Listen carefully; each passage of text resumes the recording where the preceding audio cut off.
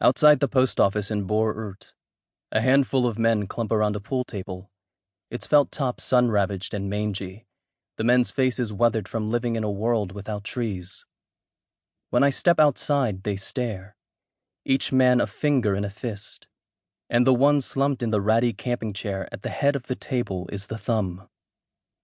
I glance at the digital watch the Rinpoche hands me last night, its plastic band already cracked, the thing used. I know it is a necessity, that I must have it for the places I am to journey to in my search that must not fail. Nevertheless, I feel like one of the wild horses foreign researchers shoot down with arrow guns, the animal succumbing so that the researcher can fix the radio collar around its neck, the collar eventually becoming a part of the body. After just a few hours in the July light, the skin around my wrist is already somewhat paler than the rest of me, though like the planets and the summer sun, nothing is permanent. It is 10 in the morning. The main road through Bor-Urt periodically billows with dust as a breeze blows through town. The men stare at me and then look away. Someone spits in the dirt. Hidden in the folds of my robe, there is a bag filled with more togrug than they can earn in 6 months or even a year if the winter is harsh. Normally they would be out on the grasslands, out watching their flocks or herding them in for one of the 2 daily milkings. But today they drive the many kilometers into Bor-Urt on their motorbikes to bring their wives in to do the shopping. The men huddle idly around the table as men often do as they wait for women. Men with time on their hands, looking to establish their status among their kind. I step out of the post office, and their faces fall. I am not what they want.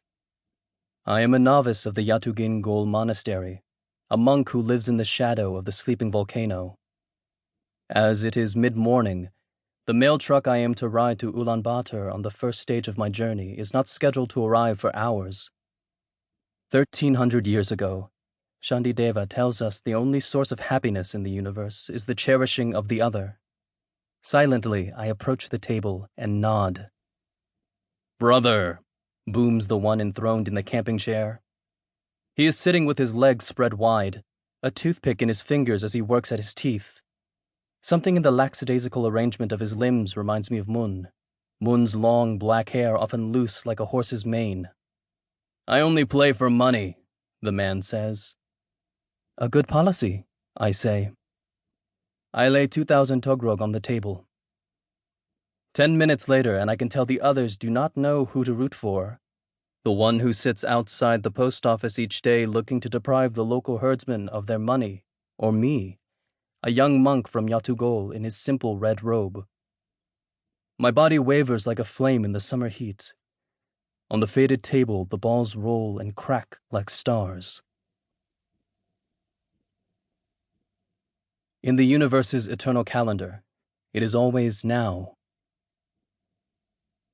Now there is only the black ball remaining for me to sink, the thing a hole rumbling in space.